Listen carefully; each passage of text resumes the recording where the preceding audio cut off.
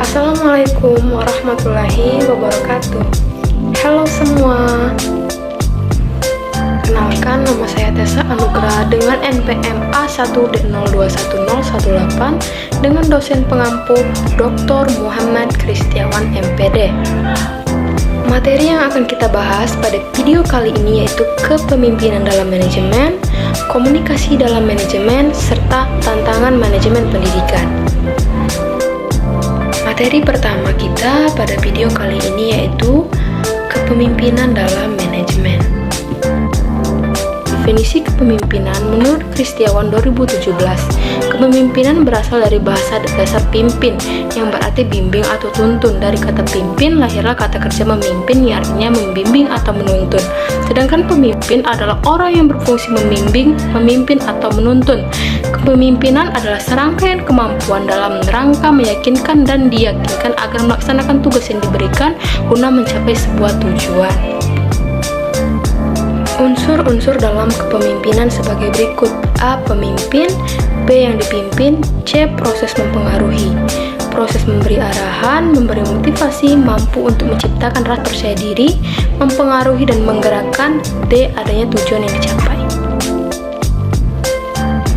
Syarat dan prinsip kepemimpinan pendidikan. Asmedi 2012 mengungkapkan syarat dan proses seorang pemimpin pendidikan sebagai berikut. 1. Seseorang pemimpin harus memiliki kepribadian yang terpuji, antara lain ramah, bersemangat, pemberani, percaya diri, murah hati, dan memiliki kepekaan sosial yang tinggi. 2. Paham dan menguasai tujuan yang hendak dicapai dan mampu mengkomunikasikan kepada bawahan dan stakeholders. 3. Memiliki wawasan yang luas dibanding tugasnya dan di bidang-bidang lain yang relevan. 4. Berpegang pada prinsip-prinsip umum kependidikan. C. Fungsi kepemimpinan menurut Kurniadin DKK 2012. Secara operasional, fungsi kepemimpinan dapat dibedakan dalam 5 fungsi pokok, yaitu 1. Fungsi instruksi. Fungsi ini bersifat satu arah. Pemimpin sebagai komunikator yang merupakan pihak yang menentukan apa, bagaimana, bila mana, dan di mana perintah itu dikerjakan agar keputusan dapat dilakukan secara efektif. 2. Fungsi konsultasi. Fungsi ini bersifat komunikasi dua arah. 3. Fungsi partisipasi. Dalam fungsi ini pemimpin berusaha mengaktifkan orang-orang yang dipimpinnya. 4. Fungsi delegasi. Fungsi ini dilaksanakan dengan memberikan pelimpahan wewenang, membuat atau menetapkan keputusan baik melalui persetujuan maupun tidak dari atasan.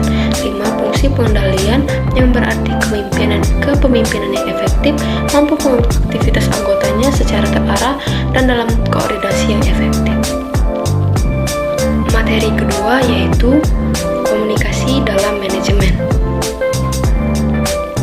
Kata komunikasi berasal dari bahasa Latin communicatio yang artinya pemberitahuan atau pertukaran pikiran. Jadi, dalam suatu proses komunikasi haruslah terdapat unsur-unsur kesamaan makna agar terjadi suatu pertukaran pikiran dan pengertian antara komunikator, si penyebar pesan, dan komunikan penerima pesan. Komunikasi dalam manajemen dibagi menjadi dua, yaitu komunikasi intern dan komunikasi ekstern. 1. Komunikasi intern.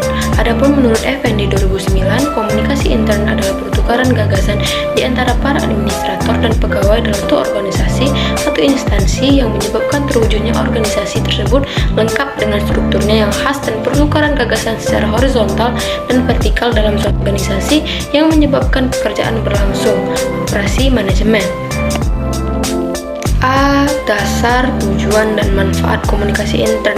Tujuan dari komunikasi intern adalah agar setiap personil sekolah dapat bekerja dengan tenang dan menyenangkan serta terdorong untuk berprestasi dengan baik dan mengerjakan tugas dengan penuh kesadaran. B. Memecahkan masalah bersama di sekolah.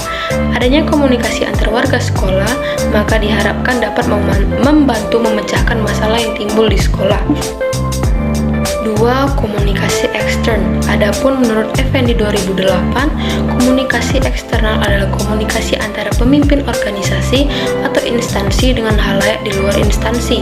Sedangkan menurut Mulyasa 2002, komunikasi ekstern merupakan bentuk hubungan sekolah dengan lingkungan eksternal di sekitarnya untuk mendapatkan masukan dari lingkungannya berkaitan dengan kegiatan-kegiatan yang dilakukan di sekolah. Hubungan sekolah dengan orang tua. Hubungan sekolah dengan orang tua siswa dapat dijalin melalui cara yaitu adanya kesamaan tanggung jawab dan adanya kesamaan tujuan menurut Stomo DKK 2006. B. Hubungan sekolah dengan masyarakat. Sekolah merupakan lembaga formal yang diserahi tugas untuk mendidik, melatih, serta membimbing generasi muda bagi perannya di masa depan. Sementara masyarakat ialah pengguna jasa. Materi terakhir atau materi ketiga kita pada video kali ini yaitu tantangan dalam manajemen.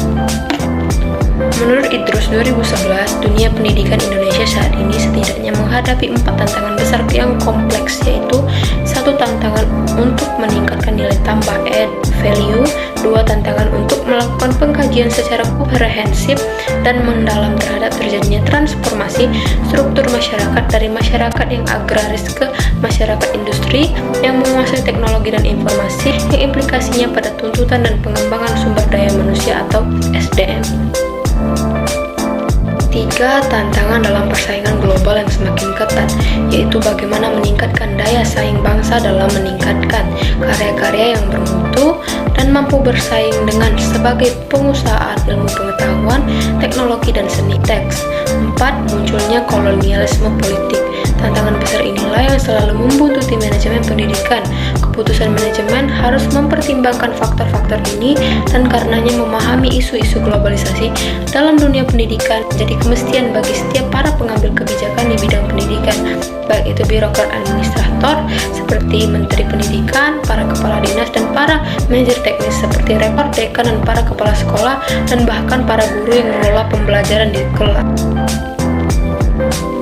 Adapun solusi untuk menghadapi tantangan manajemen pendidikan yaitu kita harus menyediakan banyak tenaga pengajar yang profesional yang tidak hanya memiliki pengetahuan namun juga memiliki keterampilan agar mampu bersaing dalam era globalisasi saat ini. Kemudian menyediakan banyak sarana belajar dan memberikan pemerataan pendidikan bagi seluruh masyarakat. Dengan adanya pendidikan, seluruh masyarakat diharapkan dapat menguasai ilmu pengetahuan dan teknologi agar dapat menghasilkan produk yang bermutu dan memiliki daya saing yang tinggi. Kemudian mengatur kembali sistem manajemen dari lembaga pendidikan yang bekerja sama dengan pemerintah. Apabila pendidikan dasar sebagai basis pembangunan nasional diserahkan kepada tanggung jawab daerah, maka program-program pelatihan yang dibutuhkan oleh daerah haruslah diserahkan juga pada daerah. Daerah yang persis mengetahui potensi-potensi pembangunan, kesempatan kerja, serta kemampuan-kemampuan yang dibutuhkan oleh daerah di dalam pembangunannya.